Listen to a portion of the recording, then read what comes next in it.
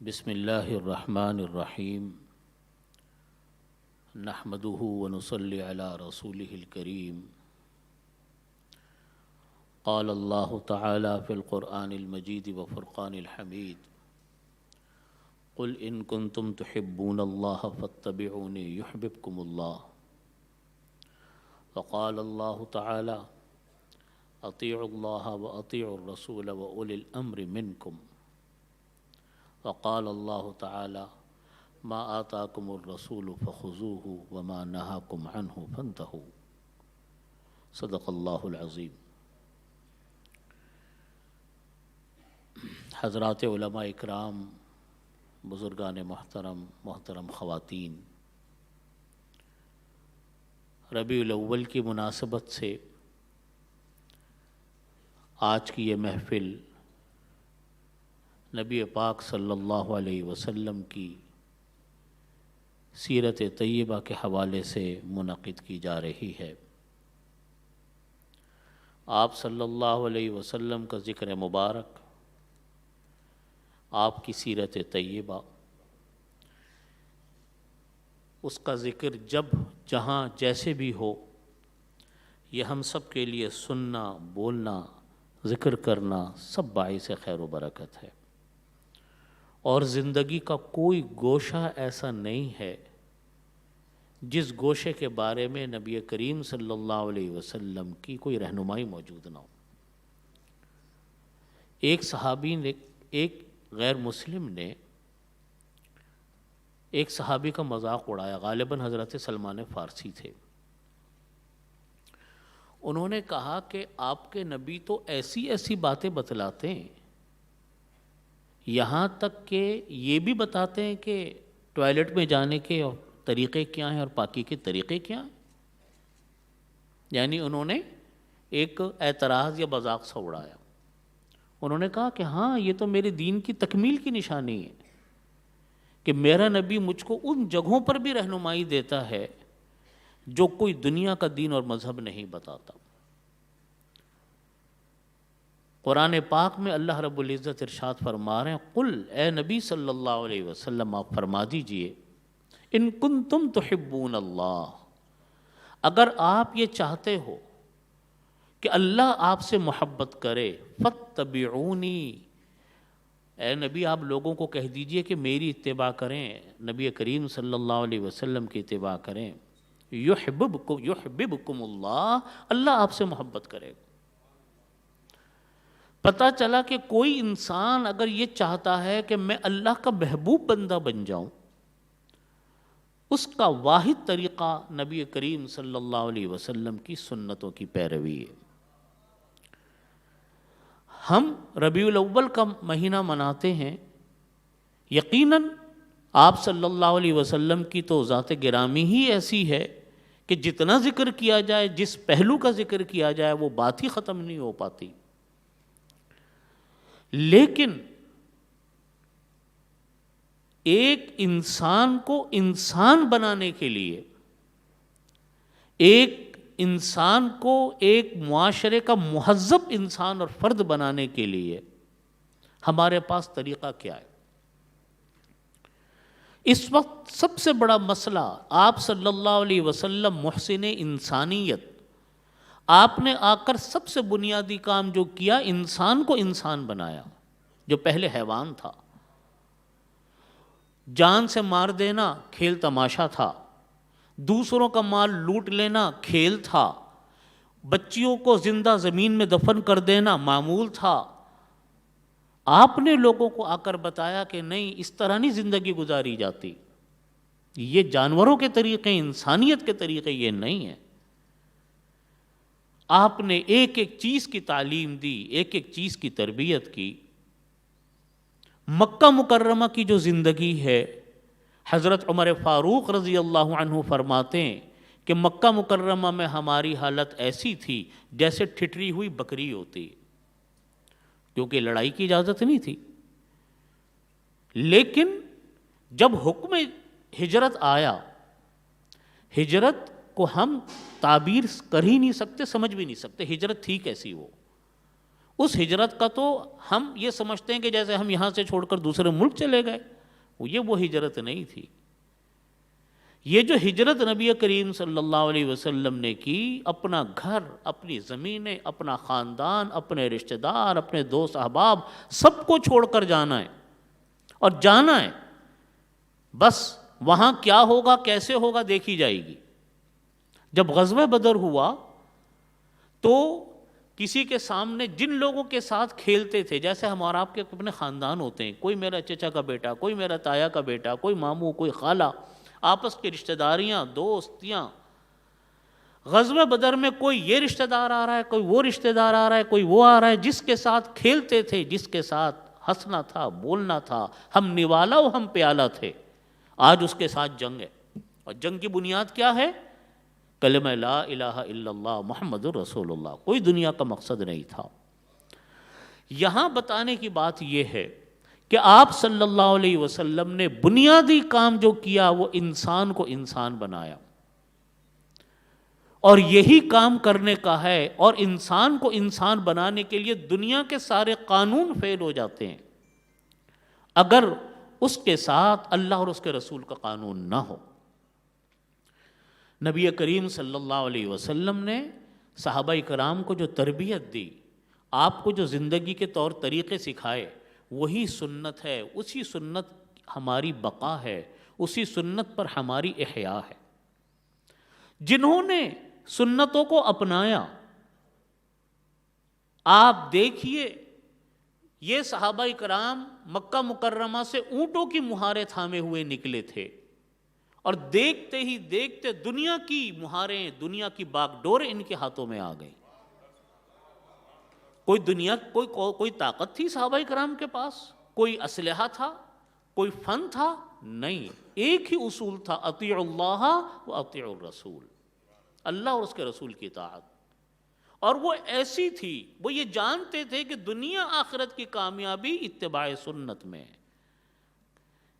کسریٰ کا دربار، کسریٰ کا مطلب ہے اس زمانے کی سپر پاور طاقت، کوئی سوچ بھی نہیں سکتا تھا کہ کبھی کسریٰ کو شکست بھی دی جا سکتی ہے۔ جیسے آج دنیا کی سپر پاور طاقتوں کے بارے میں ہم اور آپ نہیں سوچ سکتے تھے چند سال پہلے تک کہ ان کو بھی کوئی مات دے سکتا ہے۔ کسریٰ کا دربار۔ غزوہ احزاب کے موقع پر نبی کریم صلی اللہ علیہ وسلم کو بشارت دی گئی کہ آپ کی جماعت کے لوگ قیصر اور کسریٰ کو فتح کریں گے۔ حضرت عمر فاروق رضی اللہ عنہ کے زمانے میں فتح ہوا۔ کسریٰ کے دربار میں مذاکرات کے لیے گئے صحابہ کرام کی جماعت، وہاں پہنچے، مذاکرات ہوئے۔ اس کے بعد جو صحابہ کرام گئے تھے ان کے لیے تواضع کا انتظام تھا، تو وہ کھانے کے لیے جب بیٹھے تو ایک صحابی کے ہاتھ سے لقمہ گر گیا نیچے۔ انہوں نے سنت کے مطابق اس کو اٹھایا، صاف کیا، دوبارہ کھا لیا کہ اللہ کا رزق ہے۔ کسی نے ان کو ہاتھ لگایا، یوں ٹھونکا مارا کہ کسریٰ کا دربار ہے، یہ مت کرو، نیچے سے اٹھا کے مت کھاؤ۔ انہوں نے ایسا ایک جواب دیا جو میرے اور آپ ہم سب کے لیے ایک ایسا رہنما اصول ہے۔ ان صحابی نے کہا کہ اترک سنت رسول اللہ صلی اللہ علیہ وسلم لہؤلاء الحمقاء، کیا میں اللہ کے رسول کی سنت ان احمقوں کے خاطر چھوڑ دوں؟ کسریٰ کے دربار میں بیٹھے ہوئے۔ صلح حدیبیہ کا موقع جس کا ذکر ابھی پہلے بھی ہوا، صحابہ کرام موجود نبی کریم صلی اللہ علیہ وسلم کے ساتھ، آپ صلی اللہ علیہ وسلم نے حضرت عثمان غنی رضی اللہ عنہ کو مذاکرات کے لیے مکہ بھیجا، لمبا واقعہ ہے۔ رات کو آپ نے حضرت عثمان رضی اللہ عنہ نے اپنے چچا زاد بھائی کے ہاں قیام کیا۔ صبح کو جب نکلے اور جانے لگے مذاکرات کے لیے تو ان کے بھائیوں نے کہا کہ بھائی آپ اس وقت بڑے بڑے سرداران قریش سے مذاکرات کرنے جا رہے ہیں، اور نبی کریم صلی اللہ علیہ وسلم کی سنت ہے کہ شلوار ٹخنوں سے اوپر ہوگی، آپ تھوڑی نیچے اوپر ہوتی ہے، آپ نے اوپر تو کی ہے، لیکن ہمارے ہاں کا رواج یہ کہ شلوار اتنی لٹکے کہ زگ زیگ بناتی ہوئی زمین پر چل رہی ہے، تو تھوڑی دیر کے لیے آپ اپنی شلوار کو ٹخنوں سے نیچے کر لیں تاکہ آپ کی بات ان پر اثر انداز ہوگی۔ حضرت عثمان غنی ان مذاکرات کے خاطر سنتوں کو چھوڑنے والے تھے؟ حضرت عثمان غنی رضی اللہ عنہ نے جواب دیا کہ ہا قضا ازارنا محمد صلی اللہ علیہ وسلم، میرے آقا کی شلوار تو ایسی ہوتی ہے جیسے میں نے پہنی ہے، مذاکرات کرنا ہے تو سنت کے ساتھ ہوں گے ورنہ نہیں ہوں گے۔ میں مختصر وقت میں بس 2-3 باتیں عرض کرتا ہوں، وقت بھی زیادہ ہو گیا، کہ ہم ربیع الاول کا مہینہ مناتے ہیں تو دیکھیے دین سیکھنے کی بنیاد سنت ہے۔ ہر آسمانی کتاب کے ساتھ اللہ کے نبی ضرور آئے، کوئی آسمانی کتاب ایسی نہیں ہوئی جس کے لیے معلم نہ اللہ نے بھیجا ہو۔ قرآن پاک کے ساتھ نبی کریم صلی اللہ علیہ وسلم آئے، انجیل کے ساتھ عیسیٰ علیہ السلام آئے، توریت کے ساتھ موسیٰ علیہ السلام آئے۔ انہوں نے آ کر قرآن سمجھایا، انہوں نے آ کر اپنی اپنی آسمانی کتابیں سمجھائیں۔ ہم اپنی نسلوں کو اس وقت سنتوں سے دور کر رہے ہیں، ہمارے بچوں کو سنتوں کا نہیں پتہ، ہمارے بچوں کو سیرت مصطفیٰ کا نہیں پتہ۔ ہماری 12 ربیع الاول ضرور مناتے ہیں، شاید میرا اپنا گمان ہے کہ ہمارے جو بچے ہیں جو اس ماحول میں پل بڑھ کر جوان ہو رہے ہیں وہ سمجھتے ہیں کہ سنت نام اس 12 ربیع الاول کا ہی ہے، 10-12 دن کا، باقی زندگی گزارو جو گزارنی ہے۔ میں اپنی بہنوں سے، اپنے بھائیوں سے یہ بات عرض کرتا ہوں اور خود اپنے لیے دعا گو ہوں کہ ہمیں چاہیے کہ ہم اپنے بچوں کو سیرت مصطفیٰ بتائیں، نبی کریم صلی اللہ علیہ وسلم کی سیرت بتائیں۔ ہمارے خاندانوں میں، ہمارے بچوں میں، ہماری عورتوں کو یہ بات پتہ ہو کہ سیرت مصطفیٰ کیا ہے، نبی کریم صلی اللہ علیہ وسلم کی سیرت طیبہ ہے کیا، آپ کی سنتیں کیا ہیں۔ ہم بحیثیت مسلمان ہونے کے اگر ہمیں سنتیں پتہ نہ ہو، سنتیں بھی 2 قسم کی ہوتی ہیں، ایک وہ سنتیں جن کی پیروی لازم ہوتی ہے جن کو سنت تشریعیہ کہا جاتا ہے، یعنی نہیں کریں گے گناہ ملے گا، جیسے بہت ساری سنتیں، اور بعض سنتیں وہ ہیں کہ کرو تو ثواب ہے، نہ کرو تو کوئی پیروی نہ کرو تو کوئی گناہ نہیں، جیسے آپ پانی اس طرح پیتے تھے، کھانا اس طرح کھاتے تھے، کرو ثواب، نہیں کرو کوئی گناہ نہیں۔ ہمارا فرض ہے بحیثیت ایک مسلمان کے، ہم اپنے بچوں کو 2 چیزیں اپنے گھروں سے آغاز کریں، اپنا گھر ٹھیک ہوگا معاشرہ خود ٹھیک ہو جائے گا۔ 2 چیزوں کا آغاز، نمبر 1 سیرت طیبہ کی تعلیم اپنے بچوں کو لازمی طور پر دیں، وہ کتاب خرید کے رکھیں۔ میں سجیسٹ کرتا ہوں سیرت مصطفیٰ صلی اللہ علیہ وسلم، حضرت مولانا ادریس صاحب کاندھلوی رحمۃ اللہ علیہ کی کتاب ہے، اپنے گھروں کے اندر رکھیں۔ بچوں کے لیے میرے دادا حضرت مفتی محمد شفیع صاحب رحمۃ اللہ علیہ کی چھوٹی سی کتاب ہے، میں نے بھی بچپن میں پڑھی تھی جب میں بالکل ابتدائی کتابوں درجے میں پڑھتا تھا، سیرت خاتم الانبیاء۔ یا دوسری کتاب ہے مولانا وحید الدین خان صاحب انڈیا کی، اس کا نام ہے رسول عربی، چھوٹی سی کتاب ہے، وہ بھی ہم نے اسکول میں پڑھی تھی۔ آج ہمیں وہ کتابیں یاد ہیں، وہ بڑی چیزیں یاد نہیں رہتی۔ نمبر 1 ہم سنتوں کو سیکھیں، اس کے بغیر انسان نہیں بنتا، یہی ہوگا جو آج ہمارے ہاں ہو رہا ہے۔ نمبر 2 ہمیں یہ بات اپنے بچوں کو، اپنے گھروں کو، ہمیں اس کا تذکرہ کرنا ہمارے لیے ضروری ہے کہ صحابہ کرام کون تھے، ان کا کیا مقام تھا، ان کے کیا احسانات تھے۔ اس کے لیے میں آپ سے عرض کروں گا حیات الصحابہ اپنے گھروں میں رکھیں، ہر انسان اس کا مطالعہ کرے۔